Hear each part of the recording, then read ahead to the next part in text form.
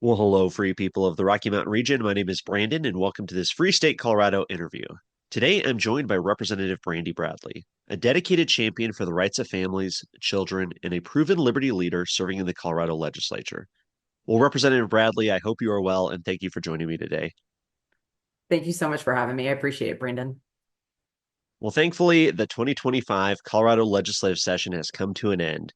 Coloradans are subjected to restrictions on our rights and an out of touch Democratic majority that pushed extreme anti Colorado legislation. So, Representative Bradley, let's start with the big picture. What's the most important thing people need to know?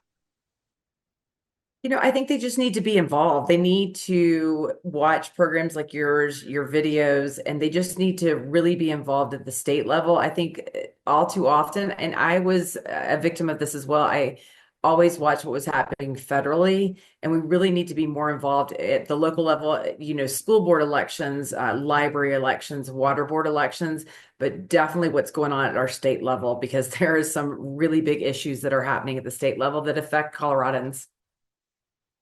No, that's such a great point. Yeah, I've thought that way for a while now, and it's so frustrating sometimes when everybody just wants to talk about the president and what's happening even overseas. And it's like, people, you can't really have any effect on that. We can watch and sure, maybe it's interesting, but this is it here in our communities, right? This crazy legislation, these crazy policies have real world consequences for our own communities, and people just don't even know what's happening. So, what do you think are some of the bigger untold stories of the 2025 session?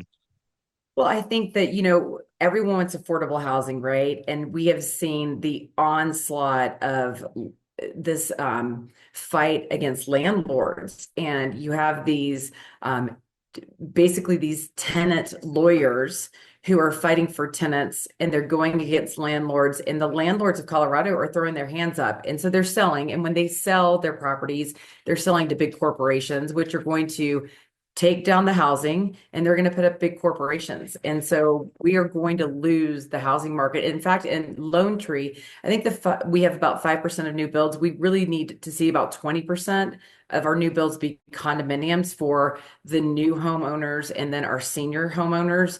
And we're in a crisis right now. And I think you just saw Manny Rutinell post about his bill that just had bipartisan support. And the people of Colorado, I'm about to post it, bipartisan support. It's a $50 million Tabor Rob that's going to promise affordable housing. Well, it's not. It's a $50 million Tabor Rob. We know it's not going to be paid back for over 30 years. And I think the people of Colorado need to understand that. I mean, that's such a great point because so much of this legislation that gets passed, we have a compliant corporate media that just kind of goes along with whatever the politicians say or the governor says, and they don't really question it. And there's very few people out there challenging that status quo. And then you have, people like that, like Manny is running for Congress, coming out and saying, "Look at what I did. Look at like this." And there's no pushback from the media. There's no real fact checking at all. So it's so frustrating to see how some of these corporate news media outlets just kind of go along with what they say, and the people don't really know just what the policy actually is. Well, and it's a problem when a Republican jumps on that bill as well. And then our governor gets to say, it was the most bipartisan session we've ever had. When are we going to stop doing that? When are we going to keep um, off of these bills and stop allowing the governor to say this is the most bipartisan session when we are robbing the people of their Second Amendment rights, their First Amendment rights, the ability to afford to live in our state? We have to, as Republicans, stop doing this. And that bill is a perfect example. We had a Republican jump on a bill to rob the taxpayers of $50 million in Tabor refunds. Well, I'm glad you brought that up because so often, when I talk to people, they want to say, well, we just got to vote red. We just got to vote for the Republicans. And once the Republicans are in charge, everything will be fixed. And, not to talk about national politics, but, people have a lot of people have that same impression after the last year's November election. They go, okay, Republicans got the Senate, Congress, they got the presidency. Watch, they're going to come in and clean house. And so far, there hasn't been a lot materializing. So I have to think, if that happened here in Colorado, I'd be hard pressed to really think to agree that that would happen here, unfortunately. Well, I agree. We have to elect grassroots conservatives that there's no ulterior motive. And I say it all the time. People ask me why I didn't run for that vacant Senate seat because I want my district to vote me in. And when you lose that foundational principle of, and I think the libertarians do it great, right? We're going to primary you if you're not following libertarian principles. And I think that that's an awesome principle to have.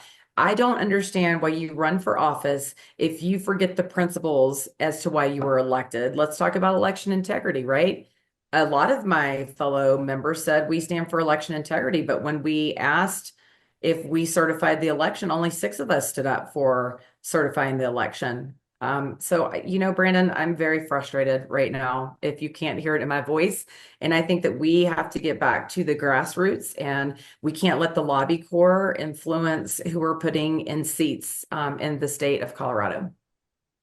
Well, that's a great point too, because so often I hear, on the flip side, I talk to other people and they say, well, those Republicans never do anything, when are they going to actually stand up and push back against the Democrats? And I mean, you hit the nail on the head with so much of these Republicans being captured by the lobby corps or these special interest groups. And why do you think, I mean, what does this mean for the people of Colorado in terms of, because we have some real liberty leaders like yourself. We have this small contingent of grassroots conservatives, of people who are willing to fight, willing to stand up, willing to challenge leadership even. And then we have so many Republicans who are just willing to go along, co-sponsor the Democrats' bills, show up at the little cocktail parties, be patted on the back, and be seen as these wonderful people. I mean, what can we do about it, I guess? I think we just have to get people that are willing to run, and that's my main objective this interim is to go out there and find the true mama bears and papa bears whose liberties are being taken away and who want to go and fight. That's me. I'm a small business owner. I'm a mom of four boys. I'm out there talking to people who are having their children taken away. I'm out there talking to people who are having their gun rights taken away. I'm a woman.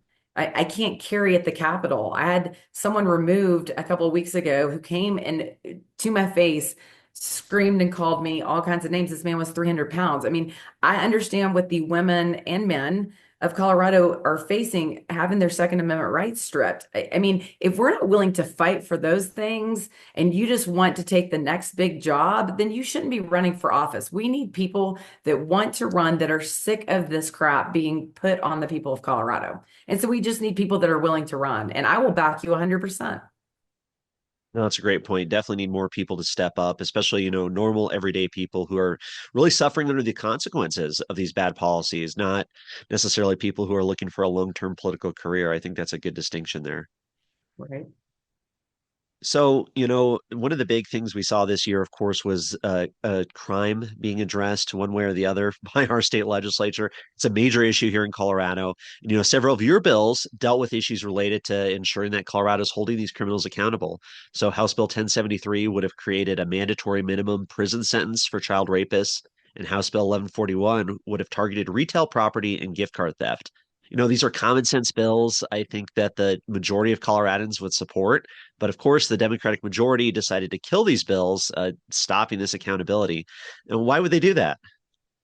$1 million question, right? I mean, I think, Brandon, now that you see my child protection of rape bill included trusted adult. I mean, how many times do we have to see in the news more teachers being brought up on charges of violating our children in schools? Well, guess what? When you're releasing 70% of these people on probation only, you wonder what the Democrats are doing. Are we just protecting these teachers to be in our school systems to violate our children? I mean, the people of Colorado have got to come testify on these bills and tell the Democrats, we are not going to put you back in office if you continue to let these pedophiles out and be teachers in our school system. I mean, they're everywhere, right? They're everywhere. Yeah, it's horrible. I mean, it's absolutely horrifying and a scary thought for parents out there whose kids are going to public schools and the parents trust the public schools to take care of their kids and so often it turns out to be misplaced trust, especially with what's going on in Jefferson County. It seems like nearly every week for the past couple months, there's been somebody who's been arrested or charged with abusing children. I mean, it's the most horrendous crime in our society. And it's crazy that there's politicians, these Democratic legislators out there who are not willing to hold those people accountable. I mean, that alone should be a wake-up call for people to run for office, to get involved and really have a voice because yeah, I mean that could be your kid, it could be the neighbor's kid. I mean, it could be somebody It's absolutely horrendous. Well, and we are the fourth highest state for rape. We're the 10th highest state for trafficking. And I think that there's a misnomer in our state that trafficking is not grabbing a child and taking them to a different country. In our state, especially in Douglas County, these are soccer coaches and pastors and teachers that are raping and violating your children. And so we need to change that dynamic. We've tried to get into the schools to teach kids, sex ed in our schools looks very different than what I think parents would like it to be like. We want to teach them what trafficking looks like. We want to teach them what drug abuse looks like. We want to teach them the dangers of fentanyl. And for some reason, the schools aren't catching up to what that looks like because I think they're hiding pedophiles in the school. I mean, I know they're hiding pedophiles in the schools. And it's just such a dangerous state to live in. It's such a dangerous time. And I think a lot of people say, well, take your kids out of public schools. Well, that's not what all parents can do, right? And unfortunately, that's not the solution for all parents. And I wish it was for all parents, but some of us have to stay and fight. And that's what I've chosen to do. I mean, I have two kids in charter schools. I have two kids in the local high school here. And I just feel like that's what God's called me to do, to kind of fight and stay in that system. And so I'm calling all parents, you have to sit down with your kids at the dinner table and find out what is happening in your children's lives. So. Yeah, well said, 100%. And it's so interesting. You made me think of kind of this argument I see all the time as well, where people are saying, oh, well, pull your kids out of public school. And then a lot of those same people are saying, well, just get out of Colorado, pull yourself out of Colorado, and it's like, you can't just run forever, folks. I mean, this stuff is evil. It is wrong. People are being hurt. Children are being abused. Like, you got to stand and fight. Like, we have to stand up for that as a society, or else we don't have a society, right? We don't have a civilization if good people aren't willing to stand up and say this is wrong. And I think that's really what we need more of, is good men, good women standing up, getting involved. And whether it's that local school board meeting, the city council meeting, or a legislative committee, just show up and have a voice and pay attention and say, we're not going to take this anymore. Well, and Brandon, you bring up a great point. In my home state of Nashville, Tennessee, what just happened? The Nashville mayor wasn't working with ICE, and he was basically harboring 200 illegal immigrants. I mean, if people don't think that it's happening everywhere, it is. If you look at states like Arkansas and South Carolina, they were deep blue states, and now they are deep red states. If you think that the deep red states don't have problems, they do. I've talked to legislators there that are not passing constitutional carries and things like that. So we are shedding light on a very deep blue state, and we are at the tip of the spear, and we are going to make changes. People don't see it. I just had one lady that sent me some stuff on CDPHE. That stuff has gone viral. And CDPHE has contacted me. They're firing employees because of what one person sent to me that went viral yesterday. The director is going to have a meeting with me next week. If people think that one person can't change things, they can.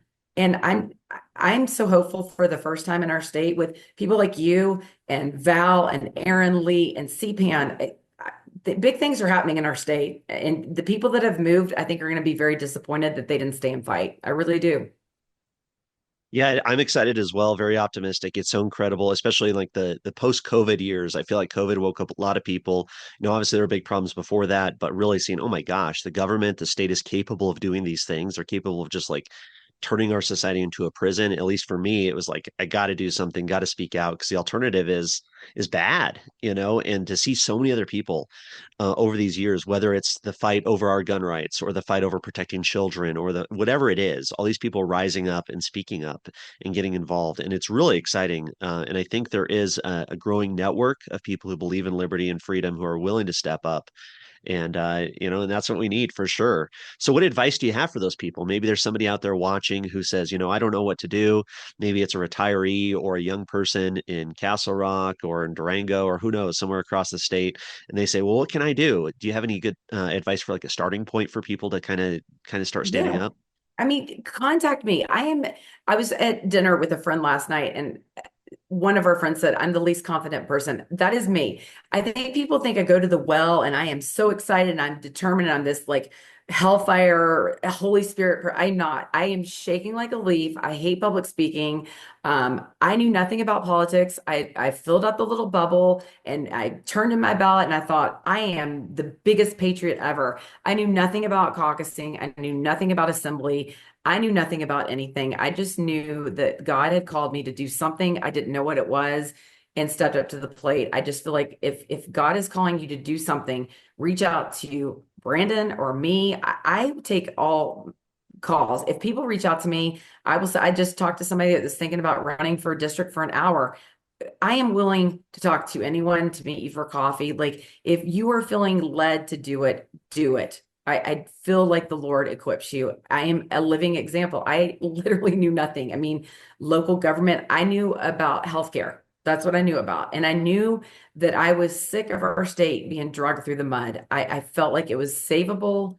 Where was I going to move? I have four children here. I love my country. I love my state. I love my Lord and Savior, and I felt like this was worth fighting for my children. And I think that's all you need. And there's enough people in the state that will surround you and equip you. And if you are feeling that you are being led, then don't even hesitate. Do it. I mean, there's just too much at risk. Our children are being groomed. They're being over sexualized. Our rights and liberties are being our First Amendment rights, our Second Amendment rights. Like if you aren't willing to draw the line in the sand and fight right now, then don't, first of all, don't complain. And second of all, like, where are you going? Where are you going to move? There's nowhere safe anymore. I mean, kids are being taken from parents in Wyoming and Idaho and these deep red states. Like, our children deserve it. And I think Rich Guggenheim said it best. Like, testifying 2 minutes of your life is worth a lifetime of not going to jail. It's worth a lifetime of not seeing your kids forever, you know? And so now is the time. I think so many people watching your YouTubes and watching the Second Amendment, Alicia Garcia's YouTubes are feeling pushed and they just need that extra push. Now is the time. Yeah, well said, 100%. Very inspiring. And I think, especially when somebody stands up, you're also giving courage to other people because, you're saying, okay, well, if that person can do it, then I can do it too. You go to a school board meeting and give an impassioned speech. It's sure, maybe the school board members don't care that much, right? Because they're union people, they're ideologically driven, they're not open to the public input. But everybody else in that room, it could mean something, or people watching at home, they see it and they say, oh my gosh, this person's right. Let's do something. Let's stand up. And I think about that with city council meetings and even the state legislative committees. People say, oh, you see those comments all the time. Why are you wasting your time testifying? They don't care. They're going to vote how they want. The vote's already, they plan their vote out before the committee even starts. They know what's going to happen. Well, it's not always for the legislators. It's for the public and it's for the people to say that somebody is standing up. Somebody is saying that this is wrong or this is right, and we have to use our voice and we have to do that, and inspiring others and letting them know that there's other people out there willing to step up and stand up. I think that's one of the most important things that we could do as individuals is just really take that first step. And sometimes it just like the other people will start appearing in your life, or you'll start running into them. You start showing up at events. First rule of politics, just show up at your local meetups, your city council meetings, whatever it is, your political organization meetings, anything like that, and start talking to people, and then say, hey, now there's two of us, now there's three of us, now there's a group of us, and now we're all going to volunteer on our weekends to get this one person out of office or get this other person elected, and then all of a sudden, before you know it, it's a movement. I mean, that's how I started school board meetings. I went by myself, scared to death. I would write my speech when I got there, and then I would get somebody's number after they spoke, and then I would get somebody else's number. And before you know, it was about 50 of us. We would meet before, and then we had a movement, and we flipped our Douglas County School Board. And now it's just completely grown. I mean, don't underestimate the power of a mustard seed. And 1312, when they testified in the Senate, 700 people showed up. I saw dads coming, and dads show up. You are supposed to be the foundation of your families. They are taking your children. We need more dads to show up. And in 1312, I saw dads holding hands with their children, sitting with their kids, showing up, and they were the people that came to testify. I was so proud of the dads. It can't just be the moms. The dads have to show up. You are supposed to be the spiritual guidance of your families. You need to show up.